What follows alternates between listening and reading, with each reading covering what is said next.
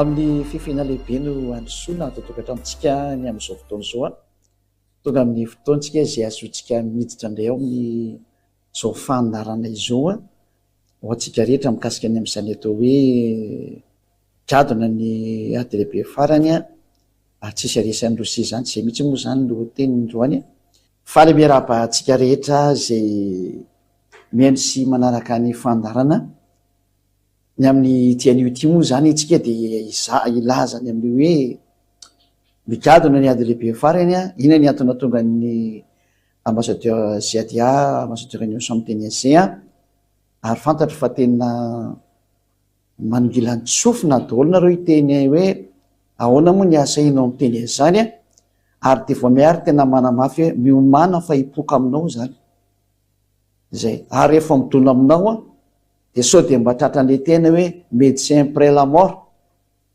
zany hoe efa tratra ianao vao tonga saina de ny mbola tsy migadona eo ampelantananao ny fahatongavany zavatra tsy maintsy hisy eo aminao de maiza mihainao zatra teneniko zao arany avy atrantsika de ambaly avy atrano mahitsy be hoe maninona ny molaza fa tonga ny farany de tsotra kely io Russie manao ny ataon'io ny atao hoe efa miditra ny andro farany zao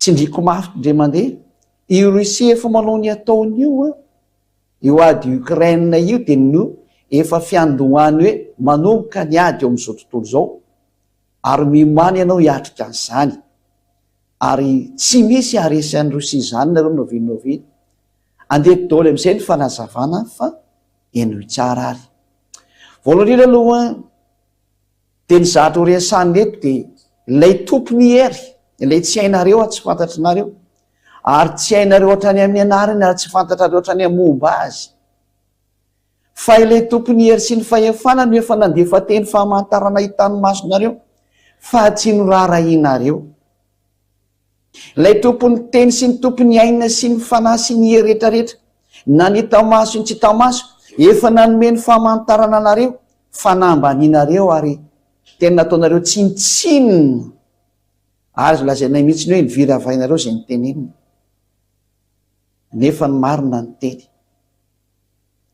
zay tompony teny zay lay tompony atao hoe soratra masina anjiosy zay miomany ianao fa tsy mety ho tanteraka zay ny tenenina na mety aminao na tsy mety aminao na mahafaly anao na tsy mahafaly anao de tena miteny anao mihitsy fa tsy maintsy ho tanteraka zay tenenina menoany aloha ny fanaporofony ianao menoa ny fanaporofona zany zay no itenenako anao hoe tsy maintsy ho tonga aminao io na tianao na tsy tianao ary tena confirmation 100% teniny zany ambassadeur Union Ziadia zany à 100% de garantie ary ozy le sans bavure mihitsy sans bavure eny ara ny fanazavana zay tompony zao teny sy fampianarana sy fanazavana zao hoe hiatra aminareo ambonin'ny tany ty teny ty ary tonga zany fotoana zany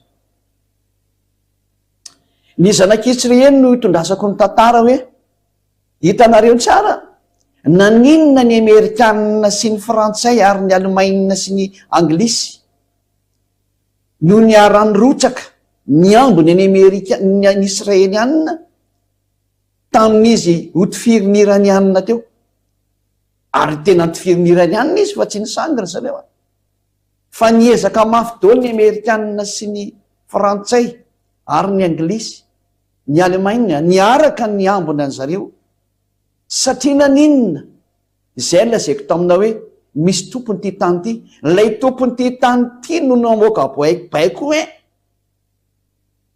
ambeny io Israelianina io zay le ho ampianariko anao nanomboka tany io teny io nefa niatra ary mbola le teniny koa ny no milaza hoe miomany anareo fa hitaloza am'izay nareo olombelona ary tsy misangy io teny io zay aloha nyetombotsika anazy ojerevantsika daholo ny tenyio Andriamanitra ray teo hoe Yahva ino hoe dada malala Yahva ao anatin'ny soratra masina fa le soratra masina tsy tianareo fao no mandrafitra ny tantaranareo olombelona ary zay no natongavany ambassadeur Union Ziadia hiteny nareo hiteny ny fiafaranao hiteny ny fanampitenanjoanao ary ho tonga senao iainao zao teny marina sy afatra omenanao zao. Ary raha mety miaina anao fa saingy tsy fantatra aloha na iainanao tsy fa ny endra mahita ny loza de mihery le dala kosa no mandroso kavo. Amaky teny atsika aro anatin'ny soratra masina ny fahatanterahany zany tena zany hoe manina ny Amerikanina sy ny Frantsay sy ny Anglisy sy ny Alemaina niara-niaro an'ny Israel. Ny tena marina voadidy izy ary nandidy azy de zao maniraka anazy zao. Ny nandidy an'ireo de za hitanareo ny rahana teny aminareo zao ary tsy mahafantatra an'izany ny filoham-pirenena Amerikanina Joe Biden. Tsy mahafantatra an'izany le chancelier Allemagne Olaf Scholz. Tsy mahafantatra an'izany ny filoham-pirenena Frantsay Emmanuel Macron. Ary tsy mahafantatra an'izany lay premier ministre izy moa Anglisy sy ny mpanjaka Anglisy. Fa nefa de mandeha anaraka ny teny zay nambary izy hoe ataonareo ty. Fa tsy misy mahafantatra hoe misy mibaiko izy. Ary mibaiko n'ilay mibaiko azy tsy azo tovirana mihitsy ny eny fa na ianao koa aza tsy afaka manohitra an'izao teneniko zao ianao. Na iza. Fa olombelona ihany anao ka tady ity fa noforonina de noho ny teny ilay namorona anao fa tsy afaka nikofoka mihitsy na président Amerikanina fa tsy maintsy nanaraka ny tenylay tompony zao teny zao. Tsy maintsy nanaraka ny tenylay tompony zao fanambarana zao. Tsy nafantatra ihany koa ny filoham-pirenena Frantsay, ohatr'izany koa ny Allemagne, ohatr'izany koa ny Anglisy. Tsy izy mety niaraka tam'zany. Fa de niaro azy fotsiny Israelianina. Fa nanina tsy navelona ny darona teo reo. Fa ina ny antony tsy maintsy niazaka zana ny daroana ny izy moa, ny Israelianina. Nefa be dia be ny firenena mba mamparely tsy arovana. Satria maninona? Ary maninona tsy mba niazaka zana ny arovana ny Ukraine. Nefa ny Ukrainianina zay efa mitarainy efa firy taona hoe mba meo fitaovam-piadiana zay. Naninona tsy narovana izy? Fa maninona ary niazakazaka nakany Israel nefa niaro Israelianina? Zay tsy niady raha tsy voaingana kely teo gama zay vao nisy ray volana latsaka zay. Zany no niazaka zany. Fa maninona tsy maniazaka zany ilay Ukrainiana efa maty daroka ny bomba nataon'ny Rosiana? Inona ny antony zany? Minanao ny valiteny satria tonga niady lehibe farany sarotra aminareo niaro Ukraine zany. Ary tena lazaiko mihitsy ny hoe adalany zay mitsofo koa. Da ho atsika ry amaky ny teny hojerevantsika voalohany indrindra zany ny tenin'Andriamanitra aloha ao amin'ny hoe naninona zany nina moa ny tanteraka ty teniny mandeha ty ary maninona no manizigiza ny ambasadeur-ny Eosaziadiava migady ny eto ambonin'ny tany ny ady lehibe fahatelo tsisy masaha manakana ary tsy ho voasakana ary tsy hisy hery afaka manakana. Miditra izy ary tena tsisy masakana intsony. Tsy misy hery na fahefana na iza afaka mampijanona ny intsony. Tadidio tsara ny tenin'ny ambasadeur-ny Eosaziadia zay manao sini ankehitriny ilay naniraka azy ilay ayavaseho soa ilay tsy tianareo ary sady tsy fantatrareo nefa tsy te lalako nareo fa manao sini zany naniraka azy zany hoe miomagna ianao fa hiatra io na mety aminao na tsy mety aminao. Ary zao fanambarana zao zay tadidio tsara fa efa tany amin'ny 2003 nisy an'izao filazana izao ny amin'ny zatra ho ataon'ny Russie io. Ary ho an'ny eto Madagasikara manokana moa dia efa nahaino an'izany histoire efa hatramin'ny ela ny teto Madagasikara. Ny firenena malagasy efa nahaino izao histoire zao efa hatramin'ny ela fa ianareo aty-ampitan-dranomasina tsy mba naheno an'izany. Ary zany no hampandrenesina anareo an'ilay tantara hoe ity le sary efa niseho ary dia ho ampahafantaranareo maiza miaino fa manjoatra ny atokantranonao ty teniko ty, miditra hatrany amin'ny asanao ty teniko ty, miditra hatrany amin'ny vinao privénao mihitsy ty teniko ty satria miatra ny farany. Tonga ny farany. Ovaketsikara ny manomboka amin'ny tantaran'ny Israelianina eo ny angaitsika anazy. Ny tantaran'ny Israelianina, ny zavatra nanjon'ny Israelianina zany ka natonga ireo Israelianina reo ambenana mandrak'Androany. Izay mihitsy mantsy tiako taritiny hoe inona moa ny antony tokony ambenana anazy? Raha misary dia firenena miteraka problème izy. ka inona no tokony hiambenana anazy? Maninona tsy mba le palestinianina no narovana raha misary anankiray satria efa misy olona efa 33 000 angamana izy raha nisan'ny olona efa maty. Tsy zany ve ny tokony arovana par rapport amin'ilay israeliana zay teo hoe misy 1200 angamba maty ny sivila? Fa nataontsika hoe mba maso tsy miangatra ohatsiny e. Rehefa mba samy feno 1200 na 1500 na 2000 dia tokony najanona le ady satria hoe fa mba samy maty sany olona zay. Raha miresaka fandinina tsotra, satria le mamono olona tsy mety, fa maninona rehefa palestinianina ny vonoana dia mety, fa rehefa israelianina dia tsy andeha nitsangana ny aro daholo fa ny tena mipetraka. Ary maninona ny ukrainiana zay misy midariko andro manalina taria tsy mba nivonjena hatramin'izay, fa ny israeliana zay tsy dia maninona akoriny nohatra andeha niazaka zanany novonjena mafy mihitsiny ary natahorana ny hoe sao dia misy mamono anyreto, fa maninona? Mamaly anao ary valy teny omenanao koa le hoe ka dia miomana koa fa tsy maintsy hamely anao ny rosianina. Ianao le tsy te an'izany mihitsy ny miomana fa ianao no tratra an'izany. Hoe naninona ny zanak'Israely ary no tratra zao olana zao ka voatery tsy maintsy hambenina hatramin'ny farany izy a? Ny olana voalohany dia reo zanak'Israely rehefa nimenina ny lalàn'Andriamanitra tamin'izany fotoana menana azy natokana ho azy ireo dia nididy fosiny lalàna Mose dia tsy narahany dia tezitra io Andriamanitra io ka namely anazy amin'izay hoe rehefa tsy tandriamanareo teniko io dia ho asiko nareo. Zay zany le hojerentsika io. Inona atao le nanjoana azy? Aleo aloha raha antsika ny tenin'Andriamanitra araka ny boky amin'ny Levitikosy toko 220 dia ny 7:10 sy ny 10:10. Levitikosy vaketsika rehetrarehetra. Somary oziny hoe mamaky baiboly ka le baiboly mihitsy ny anaporofoko aminao hoe tsy afaka miala amin'io ianao. Ary ity le Andriamanitra marina mandidy ny lalàna an'ity tany ity. Tsindriko aminao zay, ity le Andriamanitra marina mandidy ny lalàna tsy maintsy miseho amin'ity tany ity ary tsisy afaka mamaly anazy zany. Adaladalao tsy tena araka anazy. Zay le Andriamanitra marina tsy tia fahotana. Levitikosy toko 220 ovakitsika manomboka amin'ny andininy 7:10 sy ny 5:10 aloha voalohany indrindra.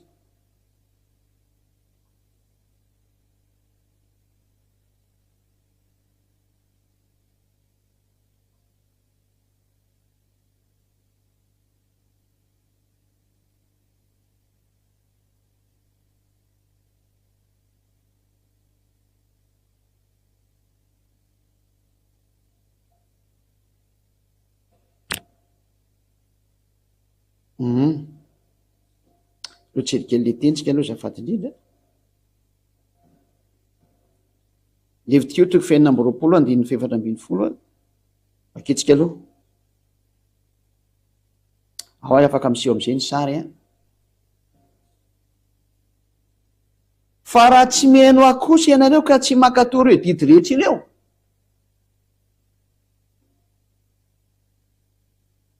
ary amaivonareo ny didiko na alana ny fananareo ny fitsipiko ka tsy ankatoavinareo ny didiko rehetra fa ivadianareo ny fanekeko. Eo zany dia nametraka teny mihitsy ny Andriamanitra hoe raha ivadianareo ny teniko ary raha tsy mitandrana ny fanekeko nareo ary manohitra an'izay teneniko rehetra rehetra nareo dia izao amin'izay ary nataoko aminareo. Ianao amin'izay ngeny andininy fa raiky amin'ny 30 angambany izy no fijevantsika ny toyny.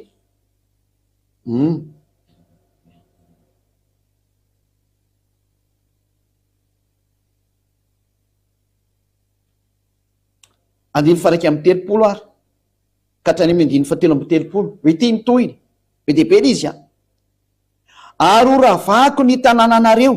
Fa tena rava io Jerosalema io, tena mpiteny mpanjaka ny Asiriana, ny Babiloniana sy ny maro samihafa. Ary ataoko lao ny fitoerana masina anareo ary tsy amboloko ny anitrareo ka ankasitrahana, ary ataoko lao ny tany ka ho talanjona amin'izany ny fahavalonareo zay monina eo. Ary ianareo dia ho aheloko any amin'ny jentilisa. Ka ity mihitsy le ho resantsika ity hoe tena no ahelin'Andriamanitra any amin'ny jentilisa izy ary anatsoaka sabatra ho entiko manenjika anareo, ary ny tanareo dia ho lao ary ny tanànanareo dia ho rava. io zany le Andriamanitra nefa nanomboka ny teny tamin'ny Israely anina. Eo anao fa tokony tonga saina hoe nga efa trano le tata, efa trano le tata. Hatrany ino ny aingy io resaka io. De norohan'Andriamanitra tokoa raha ny zanak'Israely. Fa ho aratsika aloha ny teny rehetrarehetra mikasika any am'izay a. Ndraindray tsika aloha jeriny toy ny tantara foana satria misy tantara tsy maintsy aratsika mihitsy aloha am'izao rehetrarehetra zao hoe zao daholo ny zahatra nitranga tamin'ireo ina moa tamin'ireo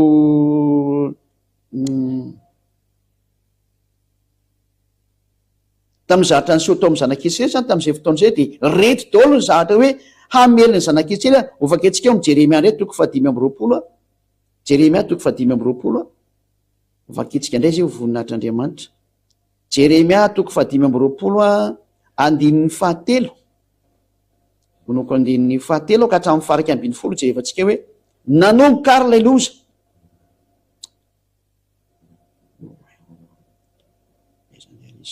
Jeremia toko 5:20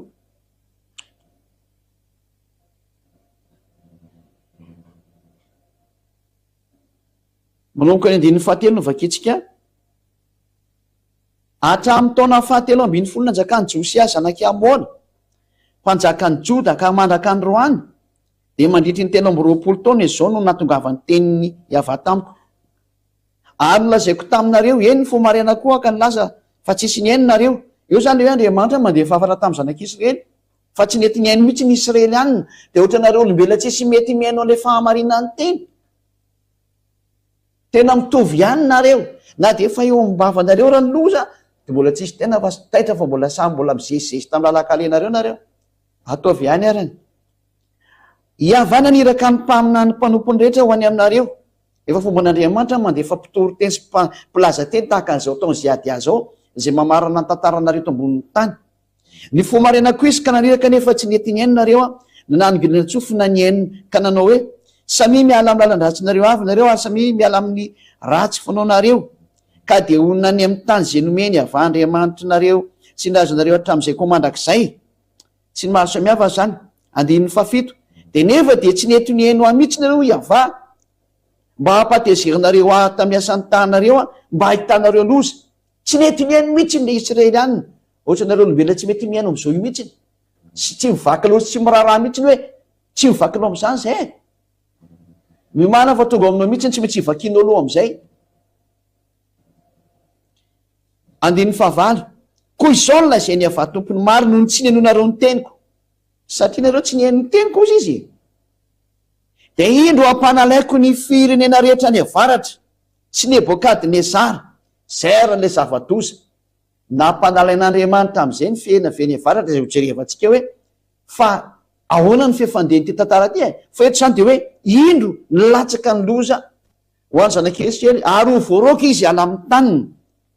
Indro ampanalaiko ny firenena rehetra ny avaratra sy Nebokadnezara mpanjaka amin'ny Babilôna mpanompo koa hiava, ary ho entiko amely an'ity tany ty sy ny poniny eto mba amin'reto firenena manodidina rehetra ireto izy, ary ho aringako tokoa ireo ka ataoko figagana sy zatra mampisitratitra sady ho rava mandrak'izay. Io nefa tanterahany tenin'Andriamanitra tary amin'ny bokyny Levitikos teo zany. Ary atrahatra eo aminy ny feo mifaly sy ny feo miravoravo, de ny feon'ny mpapakatra sy ny feon'ny ampakarana, de ny feon'ny vaty fiksombary ary ny fahazavany jiro. Ary ity tany rehetra ity de ho foana sy olonao, ary ireto firenena rehetra de ataoko manompo ny mpanjaka amin'ny Babilôna 70 taona. Zay ary le atezerin'Andriamanitra fa nomboka ny latsaka.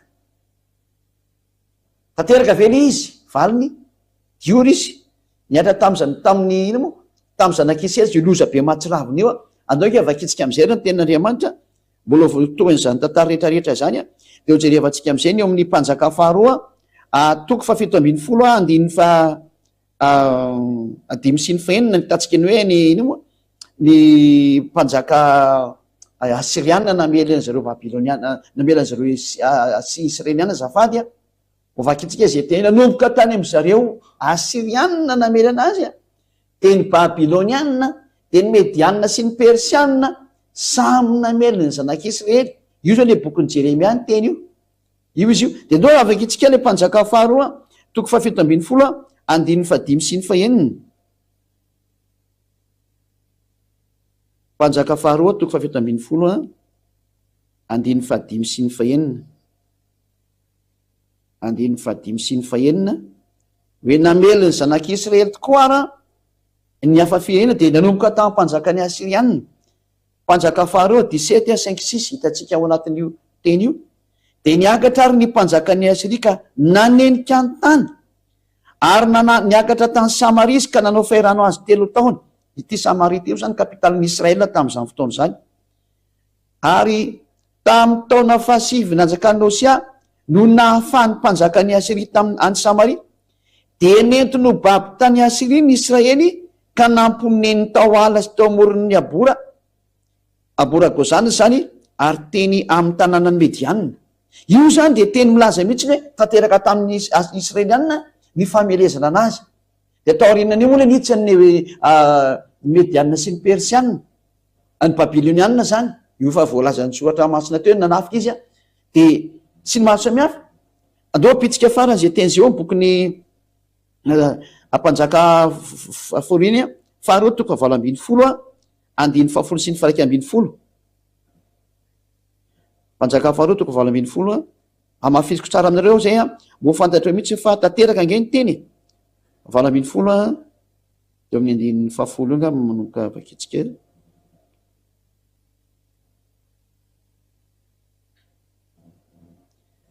Mpanjaka faharoa toko 7:20 andiny 10 sy ny 7:20 teo zany nanomboka nameliny Israelianina ny firenena rehetrarehetra araka ny tenin'Andriamanitra hoe hoenjehako amin'ny sabatra nareo.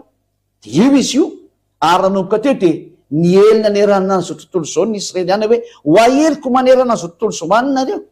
Io izy io ary no tapitra ny 3 taona dia afaka ireo amin'ny tanàna. Dia tamin'ny taona fahaenina nanjakan'i Ezekia izay taona fahasivy nanjakan'i Hosia mpanjakan'ny Israely no nahafahana ny Samaria. Ary ny mpanjakan'ny Asiria dia nitondra ny Israely ho babo tany Asiria ka nametraka azy tao ala sy teo amoron'ny abora hoy ny Gozana ary teny amin'ny tanànany Mediana. Eo zany nanomboka ny paritaka amin'izay ny zanak'Israely tratra ny fahirano misesy tany dia nielina nerana an'izao tontolo izao ny Israely nanomboka tamin'izao fotoana izany. Izany fotoana izany dia tany nanomboka tany amin'ny taona moins 720 any ho any zany. No nanomboany zany olana ny paritany zanak'Israely maneran-tany satria afaka neny Asiriana dia niditra indray ny Babiloniana tamin'ny andro Nebokadnezara mpanjaka. Ho an'izay mahita tara dia mahay izany nareo hoe niditra Nebokadnezara mpanjaka namony Israeliana dia niditra indray avy teo ny Mediana sy ny Persiana dia niditra ny Grika dia niditra ny Romana dia niditra avy hatrany amin'ny tateoriana moa dia nisy nataony Hitler tena maty volo tao zareo Israeliana tamin'ny andro Hitler. Hitantsika tsara 6 millions isy an'izy efa maty. Famonona natao an'ireo jiosy ireo ary ny farany dia isa hitantsika eo izy ny farany amely anazy fa ty tsy maintsy misy mamono ireo hatramin'ny farany. Reo Israelianareo efa vozina tsy maintsy vonono ireo ka eo amin'izay sary zay mihitsy tsy maintsy misy miaro anazy mba tongavany amin'izay satria raha tsy misy miaro anazy dia horitra io Israeliana io. Dia zay tsy maintsy erovana anazy hoe ambeny io Israeliana io. Zay na tonga ny Amerikanina miambina anazy satria miambina le amely anazy farany. Hoe iza ny voalaza amelan'ny Israeliana sy amelan'izao tontolo izao. Dia tanao tsara zany fa raha misy tsy maintsy miambina ny Amerikana, misy miambina ny Israeliana, ny miambina ny Israeliana dia tsy avy ny Amerikana. Dia tsy maintsy misy fandonaniny zany dikan'izay ary ny fandonaniny dia ilay tsy maintsy amely anazy. Ka mandra-piavin'ilay amely anazy dia tsy maintsy arovana izy aloha sao dia lany ritra ao. Tsy haiko na araka anareo ilay teny na tsy araka anareo fa efa somary lasa loha kely ny teniko fa zany io tantara io. Eo ambeno izy satria tsy maintsy miandra le amely anazy amin'ny farany izy satria efa lasa dolo ny amely anazy teo. Mbola lava be ny histoire izy misy resaka biby mbola ampianarina antsika hoe ilay biby avy eo anatin'ny ranomasina izay manana tandroka 7 ino moa tandroka 17 mbola ho avy zay. Fa ny tantara efa marina no efa lazavaina amintsika hoe tsy maintsy tanteraka io na tianao na sy tianao. Ary zay zao ampianarina antsika etra tokantrano hoe may zany miaino sy mandray fa tsy maintsy tonga ny ady lehibe farany izy efa mandeha io. efa mandeha le izy fa tsy ho tapaka intsony ary tsy azo tapany intsony, tsy misy herina fahefana ampitany ty mazo manala an'io na manaisotra an'io na mampijanona an'io, fa zay mikitika an'io mampijanona an'io no potika sy horava izy. Zay mikitikitika an'io na iza na izy na hery avy aiza na fahefana avy aiza no potika sy rava. Zany le dada mahery indrindra iavanao anaran'ilay naniraka an'izay adiady tonga ty aminareo ety. Tsy azo sangina ny teny etoneto, tsy tenin'olombelona ny teny eto fa tenin'Andriamanitra mahery, ary lay mitondra ny teniny lay tsy azo sangina. Fa marina ny teny fototra zany ho voninahitry dada iavasy eo soa. Ary tsaroa fa tena fitiavana lehibe famonjeny ity.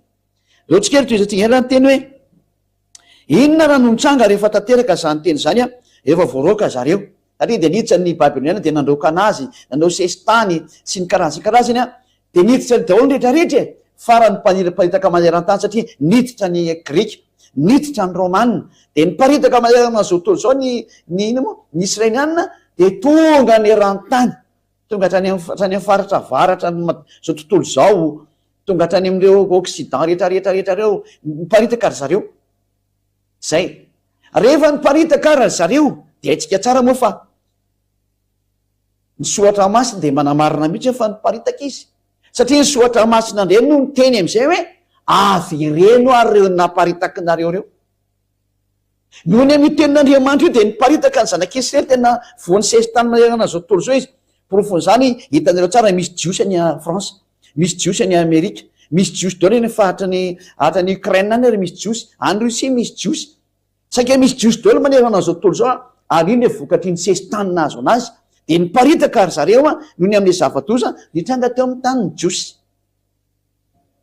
Ary rehefa niparitaka ary zareo dia ny zavatra nitranga amin'izay taorinany zany nivoaka ny tenin'io Andriamanitra io hoe ianareo rehetrarehetra zay nanaparitaka an'ireo jiosy reo avy reninareo amin'ny taniny izy, ary rehefa averinareo amin'ny taniny kosany izy dia ambeny tahaka ny fiambina ondry kely dia fiambesina ny ondry zany. Hitareo zany reny ondry reny fa rehefa misy mpiambina dia arovana tsy ho an'ny ambody, arovana tsy ho azo ny fahavalo, ho arovana tsy hoe misy mamono fa tsy maintsy miambina eo ny tompony, fa zay natao hoe miambina ondry.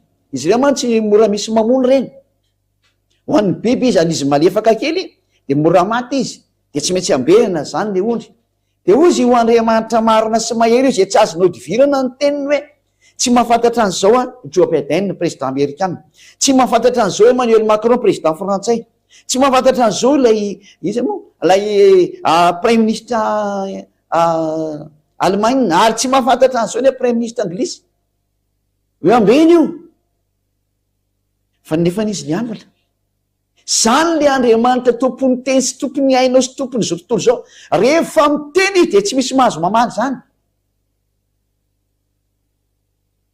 Tsy maintsy manaiky daholo nareo fa olombelona ihany nareo ne tadidio fa olombelona ianao, olombelona kely anao fa tadidio, misy mpamorona anao. Aza miteny hoe ahoana moa ianao manana fahaisana miteny ohatran'izao, mbola ho hainao zany aoriana kely fa mbola tsy androany tsy am'rapitso, fa ho hainao amin'izay izy le miteny aminao sy miresaka aminao.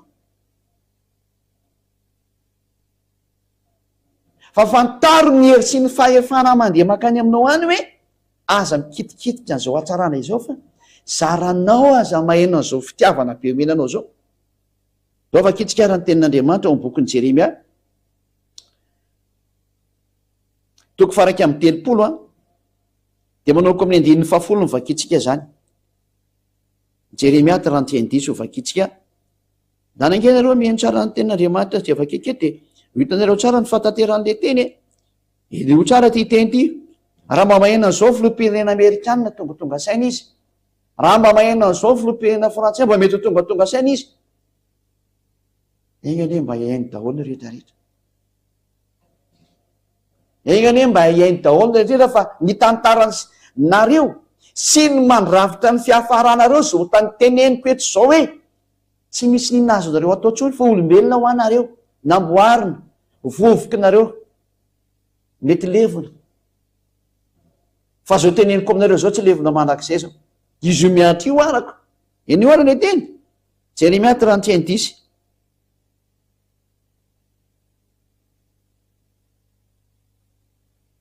miaino ny teny ny avay ianareo jentilisa ary torio any amin'ny tany amorontsiraka ny lavitany. Izany ka ataovy hoe izay nampieliny Israely no anangona azy indray sady hitandrina azy toy ny fitandriny mpiandry ondriny ondriny. Hoe ianareo zay nampieliny Israely io zay nandefaziny ny mparitaka manerana azy atao zao ny amin'ny famelezana rehetrarehetra anazy tao, hoe namely azy daholo ny rehetrarehetra any ka lasa ny mparitaka izy ny farany. Izao avy ireninareo ianareo zay nampiely anazy io, avy ireninareo izy ary angony zay le hoe zay nampiely azy no manangona azy indray sady mitandrina azy tahaka ny fitandriny mpiandry ondriny ondriny. Angony izy de avy ireno amin'ny taniny zany.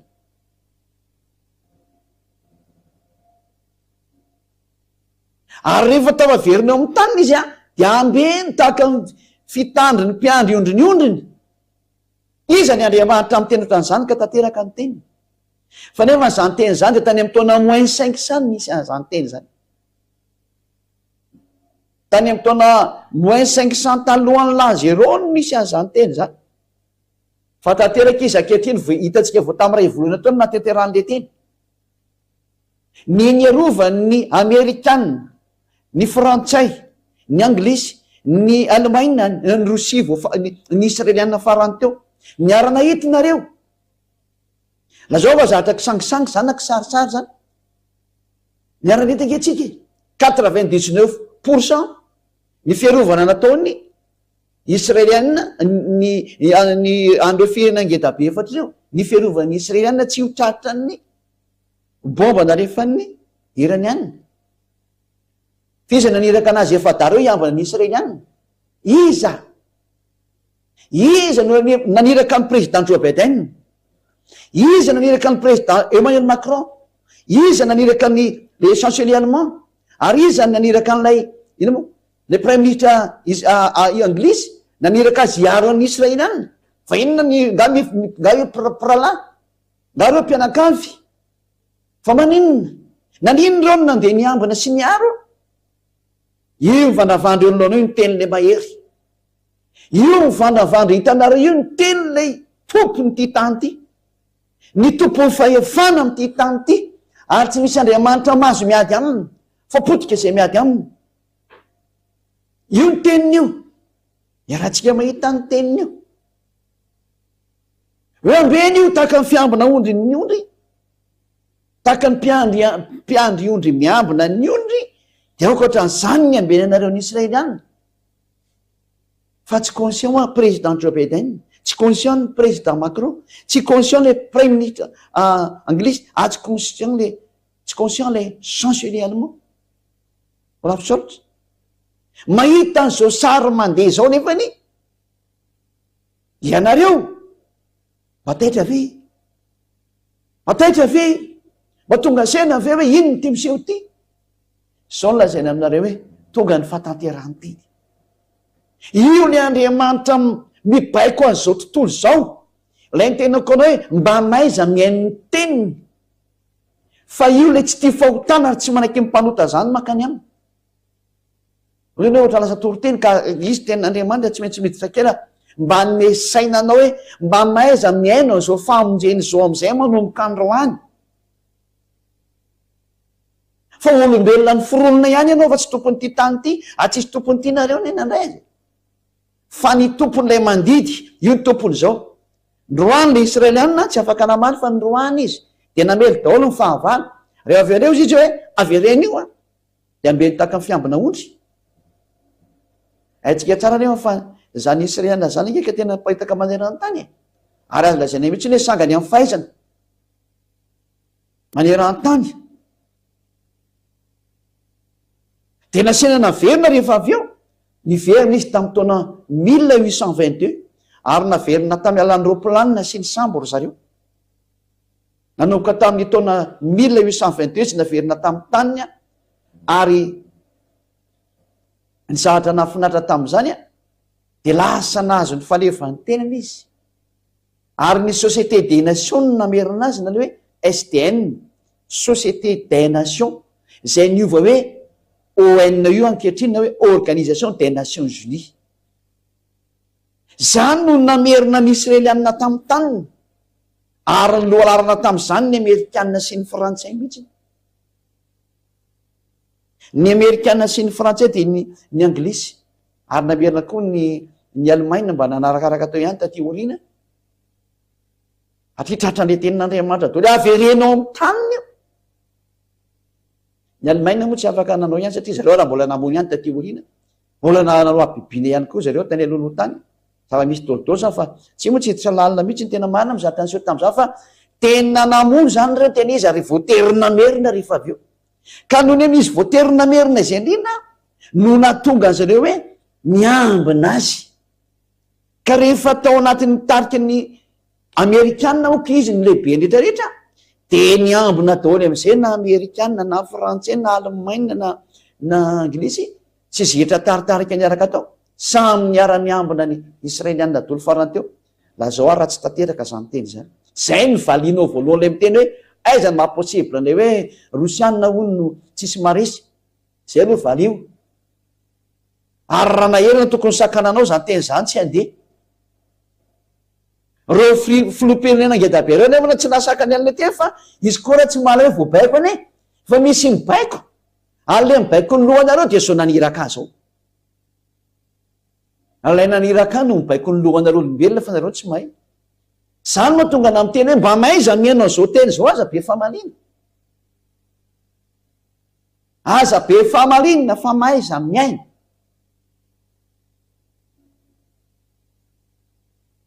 Fa na ny manam-pahaizana raha tsy tonga saina tamin'izao teny zao nefa izy miatra e. Ny mpandinika rehetrarehetra mba mitady hevitra fa ahoana fa izy miatra e.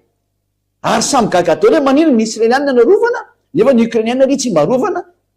Nefa raha ny be ny maty ary ny be maty ary any Ukraine tsisy miara. Raha tsy menimenina le président Ukraine hoe efa tsy mety tsony kosa ngeny ataonareo e. Ary mahita ny fiazaka zany Russie miditra amin'izay vao tonga saina. Nefa le Israelianina tsy maninona narovana tsara mihitsy. Eo izy manana fitaovam-piadiana mbola narovana ihany. Zatra mahavariana be mihitsy zany. Ny Israelianina manana le moa misy an'le dôme bouclier zay ny anarany zany. Tena mahavita miady amin'ny rehetrarehetra miaro tena amin'ny misily. Fa mbola nampiana fiarovana foana. Satria maninona? Satria le tenin'Andriamanitra hoe ambeny tahaka ny fiambina ondry izy io. Ambeny tahaka ny fiambina ondry izy dia nampiarina. Ko raha ny filoam-pirenena manerana ny tetanindreo monsieur le ngezabe reo raha moa nanaraka ny tenin'Andriamanitra izy ianao. Izy ianao izay mahita sy mandray io no miseho mamaly. Fa misy daholo io teniko e. Misy daholo le teniko izy ianao zany ny amany an'io. Fa raha vao io zany no mitranga aza mamaly tsony ianao. Metimety aminao idio amin'izay ny vava. Izay metimety kokoa. Dia maiza mihaino ny teny marina amin'izay a. Eno le fampianarany Eosoa. Eno le fampianarany Eosoa fa fitiavana anao daholo zao teny zao. Fanaporofona aminao hoe tsy misy afaka miala amin'ity Andriamanitra marina teny e. Fa tenina voakan'io Andriamanitra io nge dia niatra daholo ny tiako teneniny e. Ary ny filoam-pirenena Amerikanina, Frantsay, ny Anglisy sy ny Alemana tsy mahafantatra hoe misy tenin'Andriamanitra mandeha io. Dia io tenin'Andriamanitra io nge no aplikeny zareo. Ary tsy misy afaka mamaly mihitsy ny a.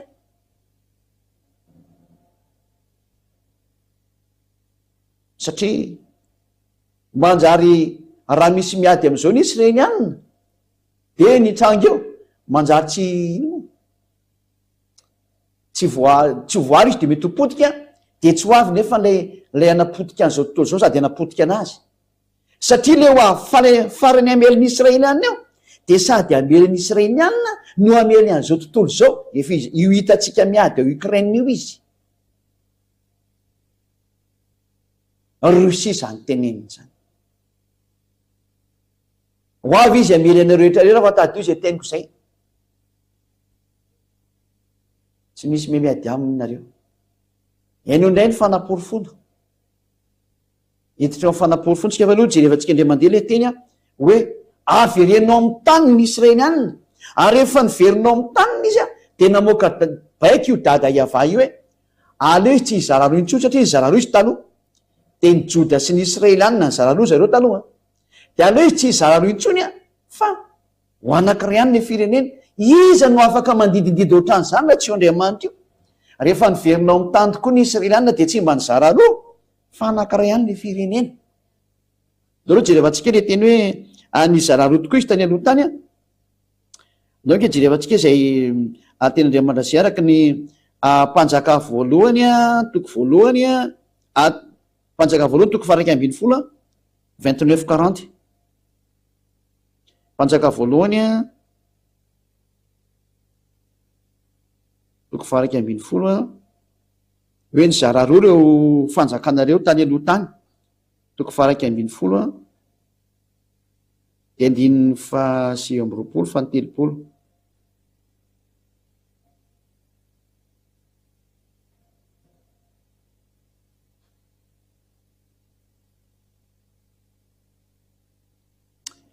Manjaka voalohany toko 240 9 ka hatrany amin'izay hafarany ao.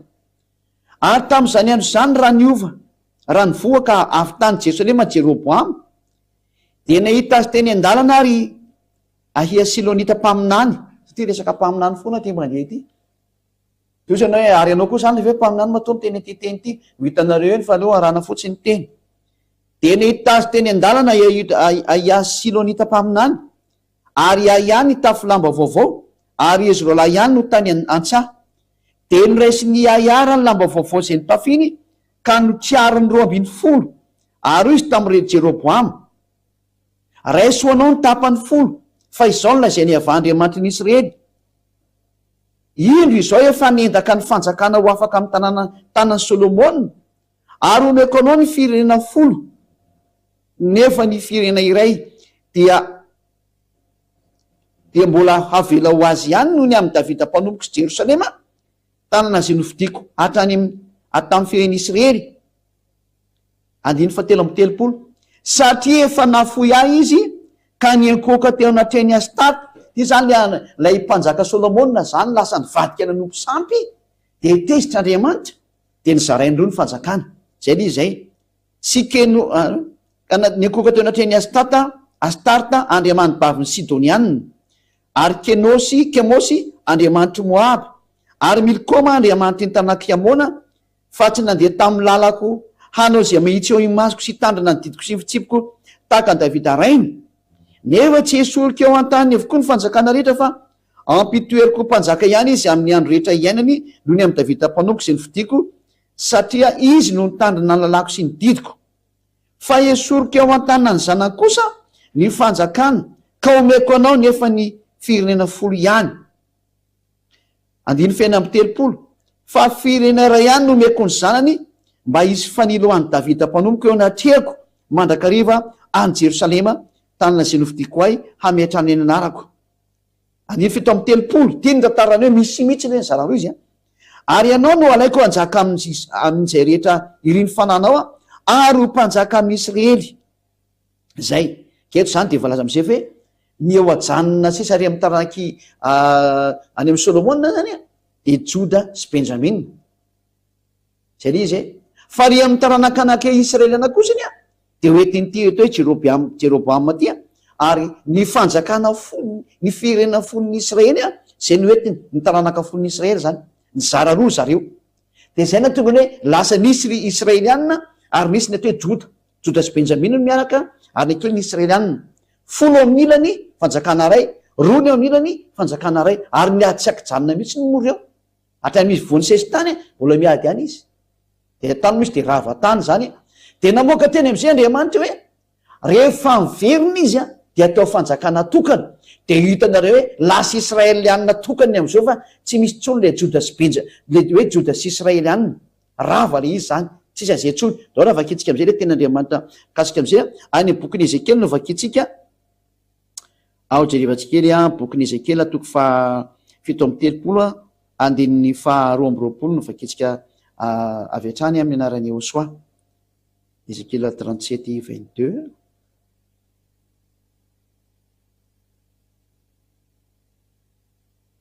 Ezekiel toko 7:30.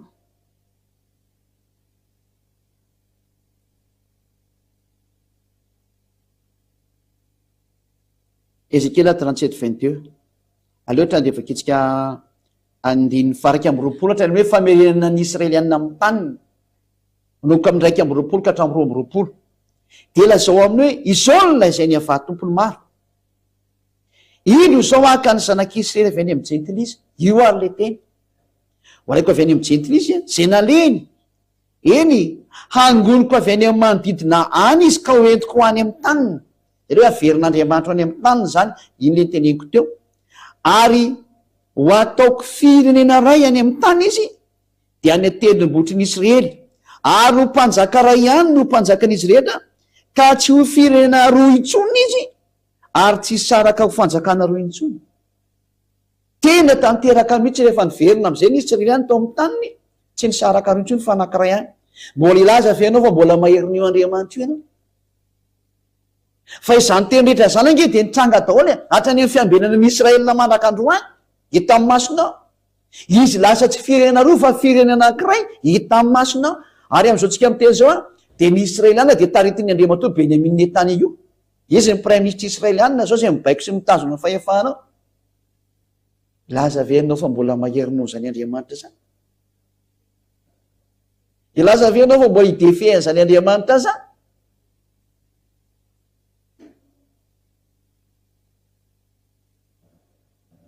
samy mieritreritra tsika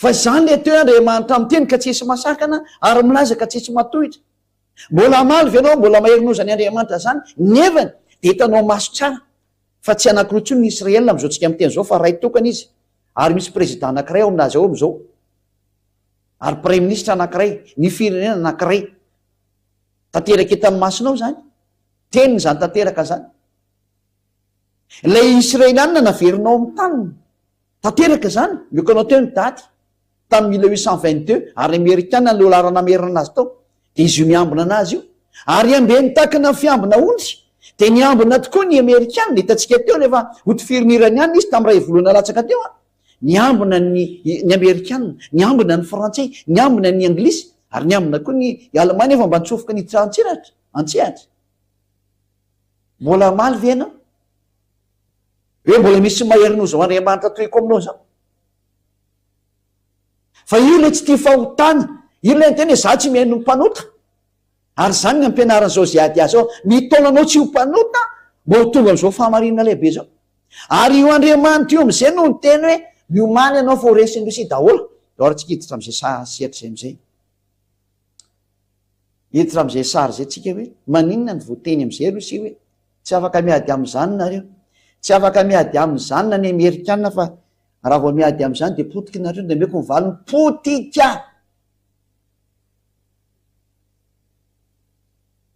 biby tsy azo edivana zany Rosia zany zao fanambarana zao de efa tany amin'ny 2003 zao no nisy tato amin'ity fanjakan'Andriamanitra ty ary tsy ninonionona mihitsy ny tato ambony tany hatram'izay zao vao tonga saina zay nandre nareo ny ampitan-dranomasina moa zany de be famalina be ndray hoe aiza koa ny ampiasana zany ka nareo tsy nafantatra ny ninona tsy mena tsiny any amin'ny lafiny ray ka tsy nafantatra ny moa nareo saingy efa ampahafantarany zay ady any nareo ankehitriny ambasatrovaneo zao fa zany tantara maiko anao zany de efa tany amin'ny 2003 daholo zany de momba nyity Rosia ity tady diova tam'izany taona 2003 zany de mbola voavy hipotika izy ane tsy matanjaka ny Rosia tam'izany 2003 zany lazaiko anareo ary zany moa tonga nareo tsy mino anazy mihitsy hoe io de avitana potika ny Amerikana zao tontolo zao potika ny tsara mihitsiny io lazaiko anareo mihitsy fa tena tsisy dikany any manapotika an'io biby ho hitanareo biby ho hitanareo tsy midera Rosia korony zay raha miteny eto any sanatry tsy midera nizaniza fa le Andriamanitra anay midera anay fa ny teny no tsy maintsy tanteraka naterana tsy tiana de zay omena anareo manome afatra zay ady hoe miomana fa tsisy hevitra intsony ary zanareo nahitany hoe rehefa misy trano mirehitra ka misy pompier atsona nge e pompier avenao aty satria misy trano mirehitra rehefa tsy miantso anao de may anao ary ohatran'izany ty rehefa mandeha ty iteny ity ny fanavotana anao ity teny ty no manavitra anao sisa maiza manafy tena fa tsy maintsy miatro io natena tsy tia, tsy maintsy miatro io natena tsy tiana. De hiditra am'izay tsika hoe maninona zany no ny teniny ambassadeur-neo sao hoe tsy afaka miady amy Rosia zany nareo, valina atra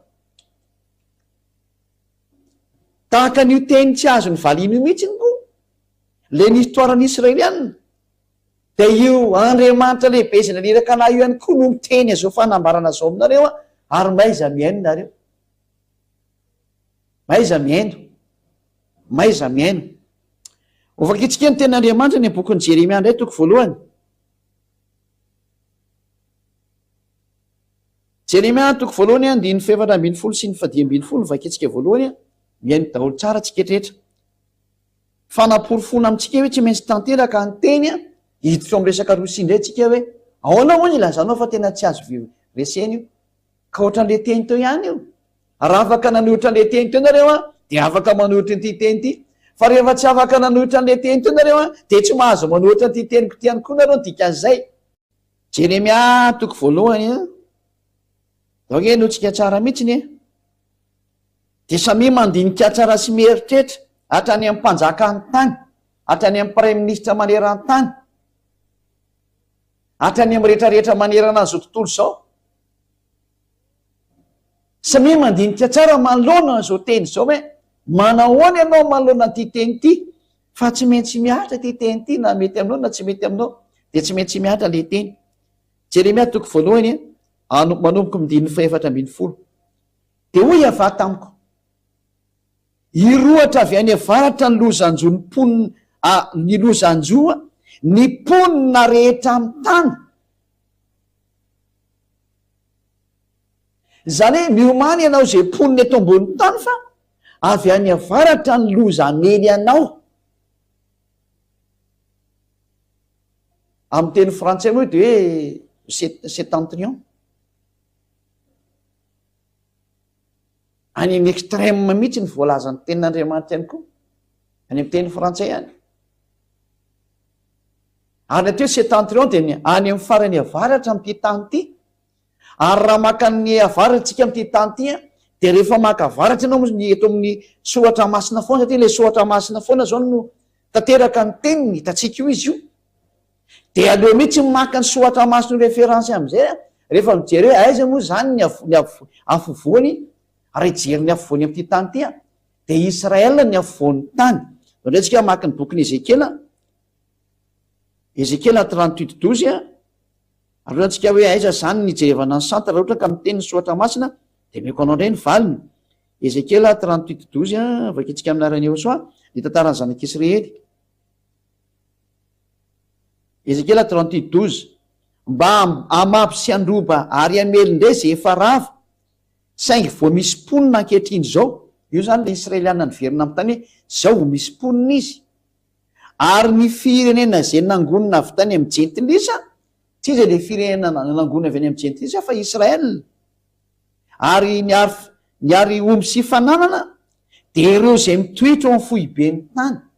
Ny fohiben'ny tany zany amin'ny sohatra masina tanteraka io daholo ny teny de Israel ny atao hoe fohiben'ny tany.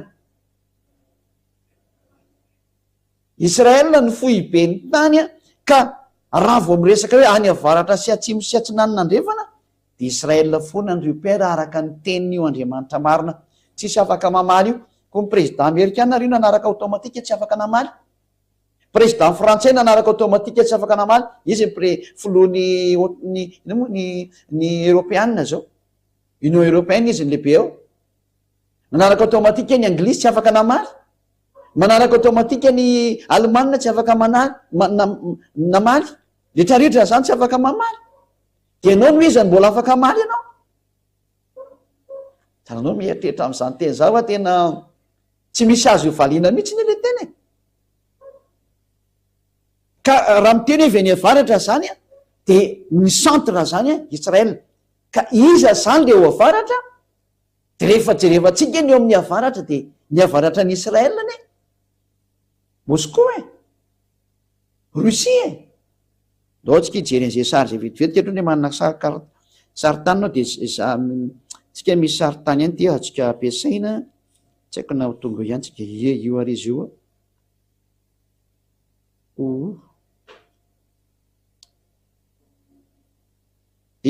ty zao Madagasikara de ty zao a eto zao izy moa ty zao ny Israel zany ty io zao Liban de ty Israel ty a io Israel leo kapitentsika mihitsy normanetika ataotsika normanetika izy a de amizay tsy afaka mihetsika zany zao io i miakatra tsika ny ambony a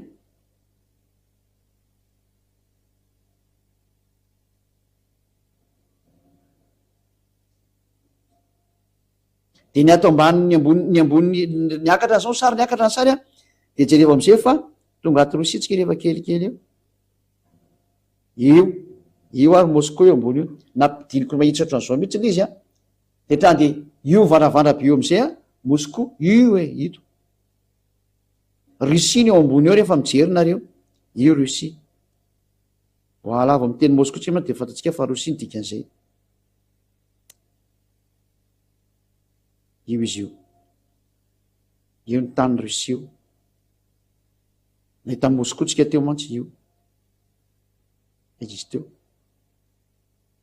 tsy efana tsara io hitatsika teo izy io fa tsy taiko ndray naleny teo nakaizana izy teo lasa mihitsy ny izy teo zao le vetsika le mandeha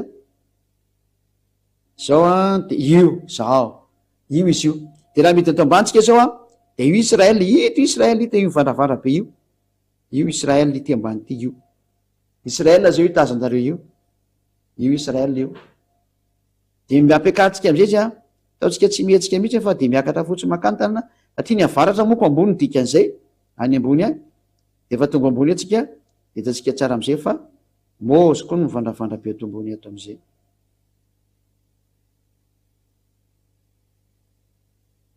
lasa ny evakarenana rendreny sarytsika izy ty io lasa ny ambony loatra teo io izy io Moscou a avaratra rehefa miainga avy ety ambanitsika de any farany ambony eny Moscou ny ao ambony ao sy ny tanin'ny Moscou de tapitra zay de io le voalaza ny sotra masiny hoe any amin'ny farany avaratra ny loza mely ny tany rehetra avy atsika vakina amizay izy teo rany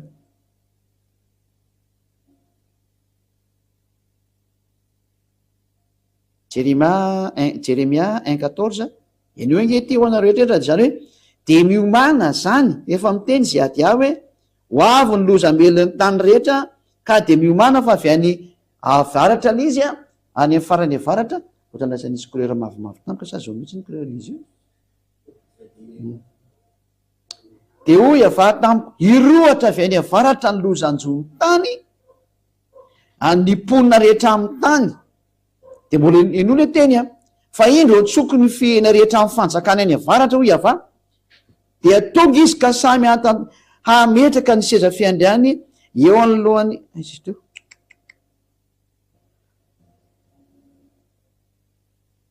itika teo izy ka samy hametraka ny seza fiandriany eo anylohana ny vavahady ny Jerosalema avokoa hamelezany manda ny rehetra manodidina sy ny tanana rehetra ny Joda any hoe mazava-be zany fa tena mivadika mihitsy ny tantara ny tena maro reto hoe ho avy ny fihena avy any avaratra ary amely ny tany rehetrarehetra mihitsy ny izy a ary tena hatrany Israela ho asiny daholo zany ka eto zany de hoe amely an'izao tontolo zao a ilay fanjakany avy any avaratra eto aloha izy de mbola tsy fantatsika hoe izy io fa ho tenenina izy eo avy hoe Rosia ho tenenina io Rosia eto aloha izy de mbola manazava fotsiny hoe misy fanjakana avy any avaratra amely de avy any farany avaratra izy ka Rosia ny ao amin'ny farany avaratra io hamely an'izao tontolo zao de io izy io fa mamely anareo io izy mamely ny Ukrainiana sasa ataony nina tsony iza no mitarika anazy tsy olombelona zany de mamely valy anareo tsy olombelona ny mitarika an'io sary io de tsy olombelona ka mba tonga saina io afaka etsy ary Isia 14 Isia toko 4:10 afaka etsika aminao 2:12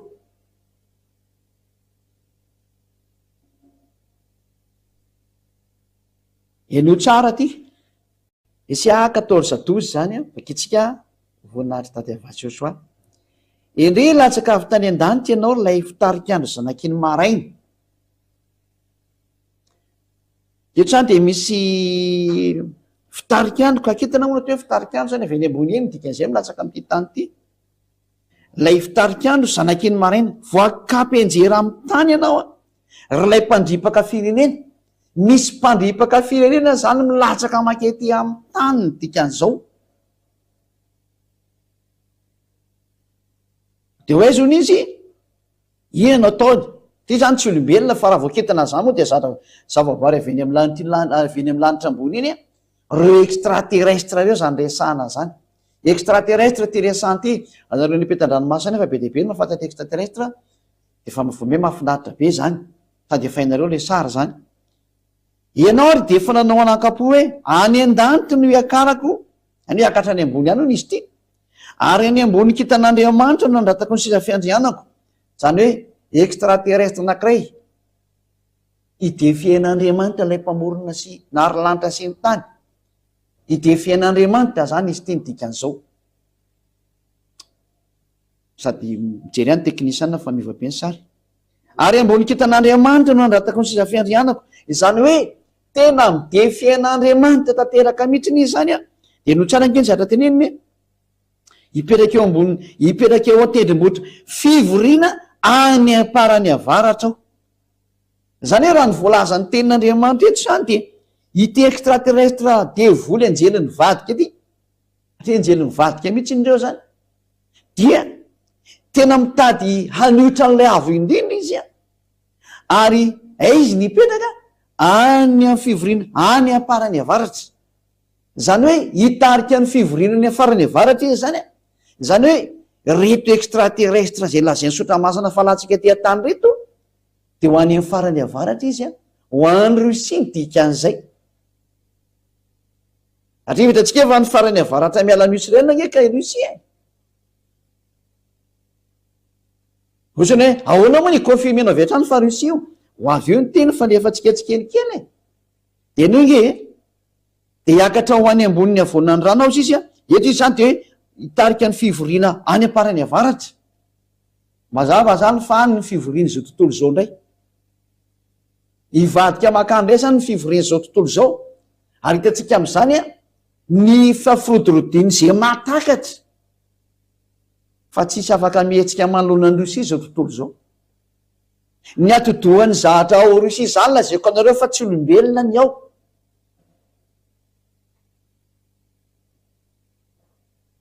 Tsy mahatakatra an'izany nareo. Hitanareo eny ihany ny toy ny tantara.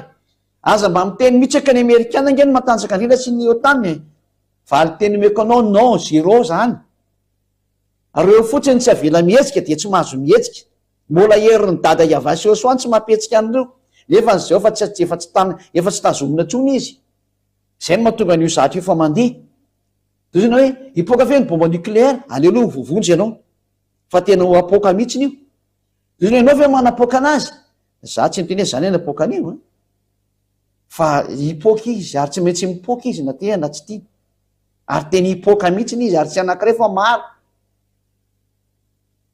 Hiakatra ho any ambony avonany rano ka tahaka ny avo indrindra sy ny maro samihafa. Eo zany izy le hoe tena midefian'Andriamanitra mihitsy izy.